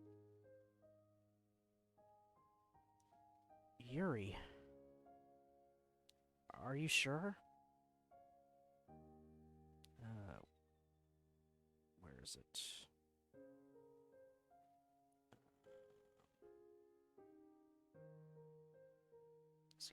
Who the hell is this game? Label, icon, emote, camera, banner. Just gotta check. Is this it?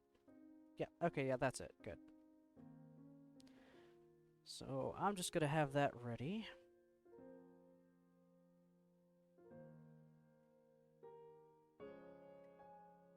Her voice cracks a little as she answers me. Yes. Sorry. I wish I could let you see me. But not right now. Not yet. It's okay. We can take it slow. Can I touch you? I have no idea what I'm doing, but I guess it's safest to ask questions just in case. Plus, knowing how shy Yuri is, I don't want to rush her before she's ready. Okay. Hey, how's it going? I step closer to her, so close that I can smell the lavender fragrance in her hair and the faint scent of sweat from her body. Did she just shower? Let's hope I can ease some of her anxiety. Her fingers gently brush against her side. My fingers gently brush against... The hell did you just send me?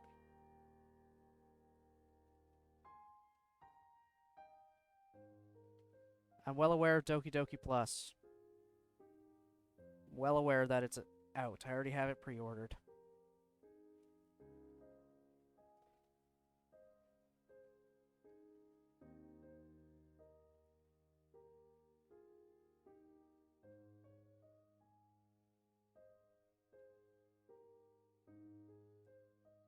Sorry. Did I surprise you? No. Sorry. It's just your hands. They're cold. Shoot. Sorry about that. I quickly rub my hands together in an attempt to warm them up. No need to apologize. Whew. Looks like this moment of embarrassment helped break the ice a bit. I reach out to hold Yuri's waist again. I can feel goosebumps all across her skin now, but she doesn't flinch this time. Slowly, gently, I move my fingers along her body, exploring the exploring the softly firm curves before me. Yuri bites her lip, closing her eyes. Would it be too much to hope that she's closing her eyes in pleasure? After a few moments, I find my hands at her shoulders and pull her in for another kiss. This time more intense and passionate.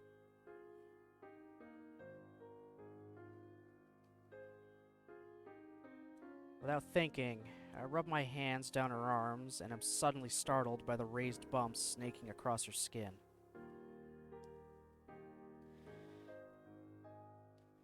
No! She quickly jumps away, tearing her arms out of my grasp.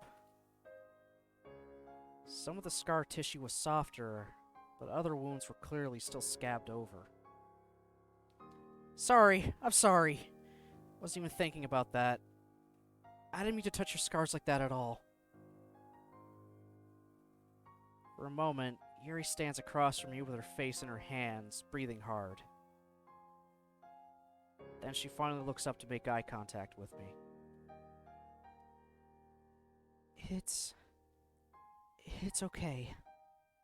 It was an accident, so... We can stop for tonight if you want. No, I'm fine.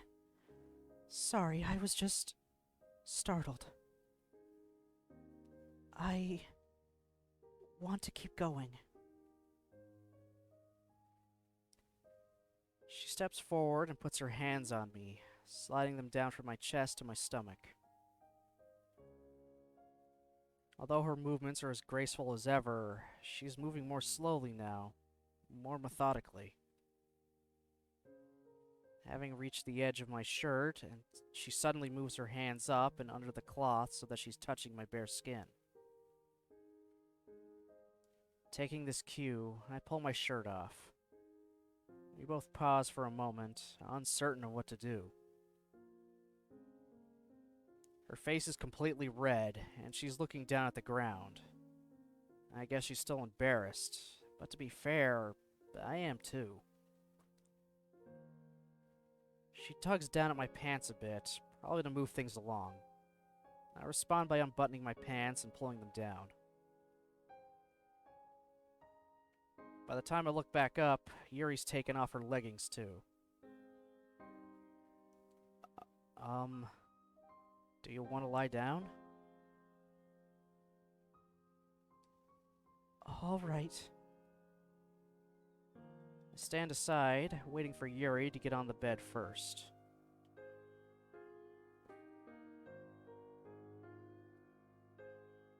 Her movements are almost laughably robotic, a stark contrast from her previously smooth motions. Hey, are you okay? Yes, I'm just... nervous. Well, just so you know, I am too. My reassurance seems to give Yuri the final boost of courage she needs, as she briskly clambers into bed and lays down before me. Ready to turn this off at a moment's notice. Her eyes flick up to meet mine before darting away to stare staunchly at the wall. Oh. Okay, so that's how they do it.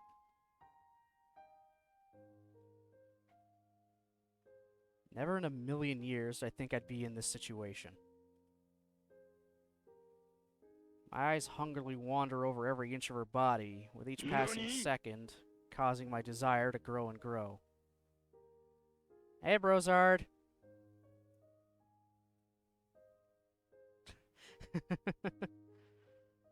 Yeah, you came right at the censored spicy stuff. It's Valentine's Day. We just got back from an amusement park date, and now this is happening.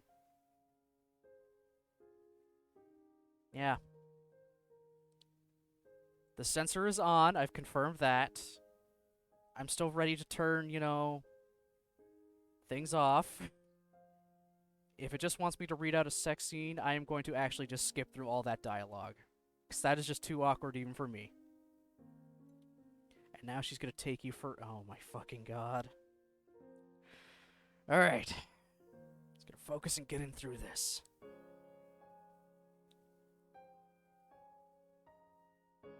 Elegant curves, smooth skin. The way her hair is splayed out underneath her. And let's not ignore the elephant in the room. Her chest. Her breasts rise and fall almost hypnotically, involuntarily arresting my attention. I appreciate you stopping by to say hey.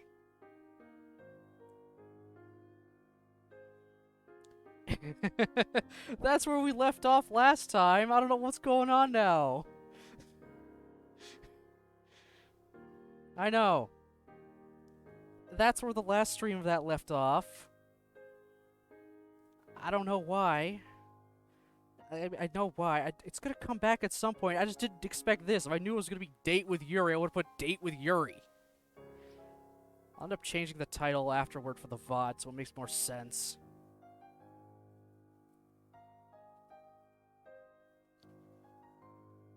Even the darkness can't hide how supple and full they look. And it's a mark of stupefy. What?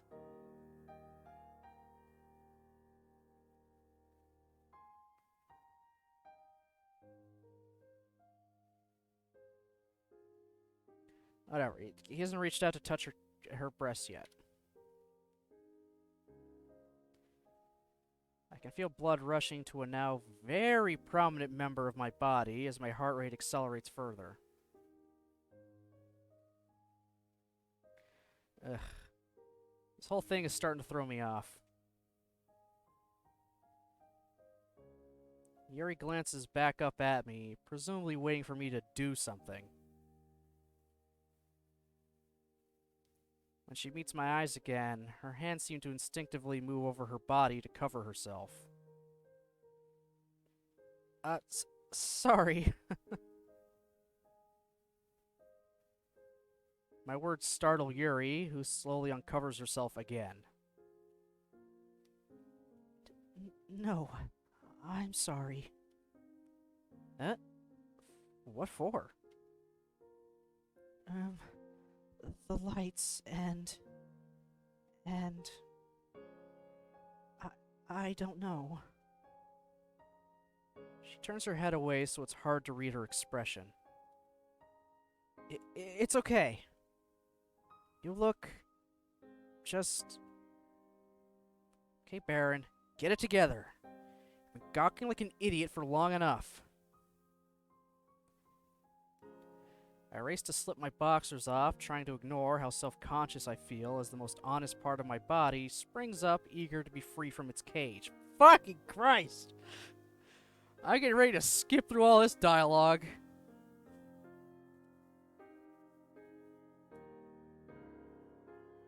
As I get on the bed, Yuri peeks back to look at me, her eyes flickering down to the southern region of my body. I'm just hoping my body isn't a disappointment, given how incredibly alluring hers is. Now that I'm practically on top of her, I hesitate slightly. Aren't you meant to, like, start with your fingers or your tongue? Oh, for fuck's sakes. Uh-huh. Yep, I'm turning that off for a second. I'm not reading through this. Uh-huh. Uh-huh.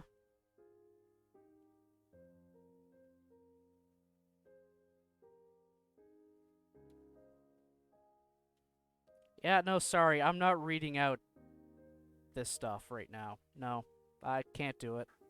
It's too weird. Too weird for me.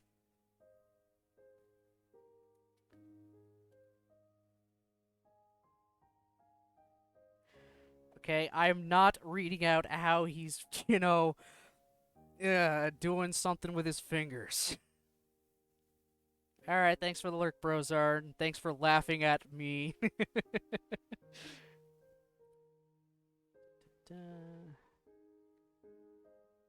So something's happening. They're doing things.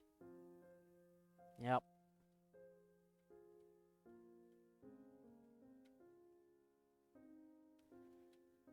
Alright, the actual act is beginning.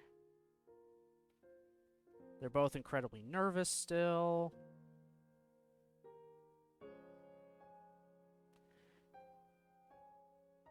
Yeah, nope, I was not reading that out.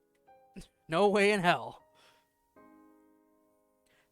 Thankfully, from what I remember, this is the only time it happens in her route. And then there's one time in, Sayori's route. And that's it.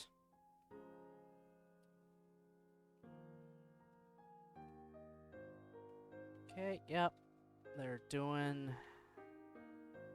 the sideways tango.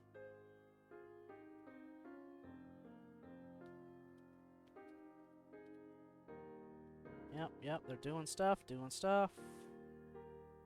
mean, just like with Katawa, I would just say, yeah, here's your flashing cuttlefish picture. Or it just cuts it out entirely. Plus, this is just kind of here. It doesn't need to be in the story. I'm okay with the fact the act happened. I don't need to go through the act.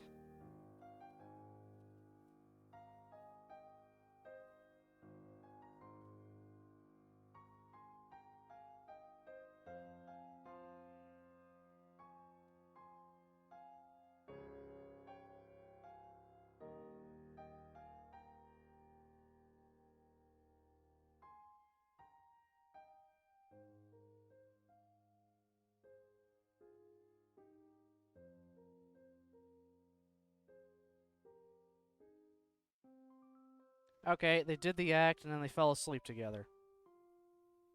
Done. Yeah, that happened. Shit.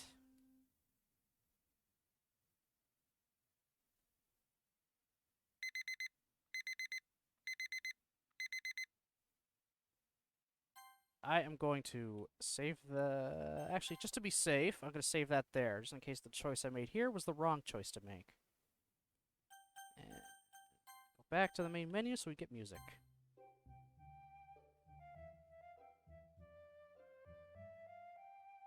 I think that's a good enough spot to end there. I thought this was going to be study group time. Nope, it turned out to be Valentine's date time and then sexy time.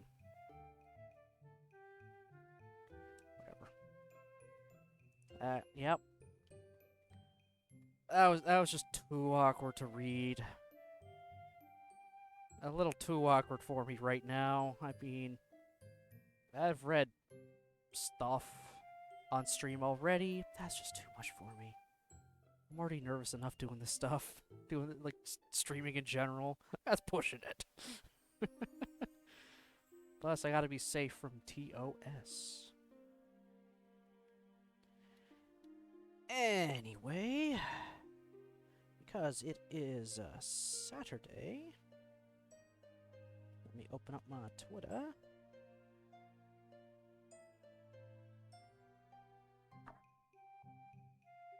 Alright, so, schedule for next week.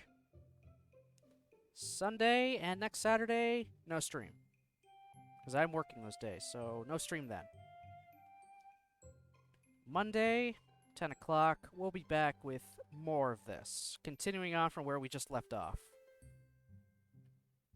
Tuesday and Wednesday, 10 o'clock, back to Digimon Story Cyber Sleuth. Just gonna keep going from there, going through all of our wonderful, wonderful cases. And then Thursday and Friday will be SD Gundam. So we'll be going through our, starting to go through our side stories. I'll get into more, actually, yeah, I'll get into more what kind of side story we do once we, you know, start doing them. Anyway, that is all I've got for today. I want to thank everyone who watched, commented, and lurked. I appreciate it very much. I'm hoping you all have a good rest of your weekend, and I'll see you next time.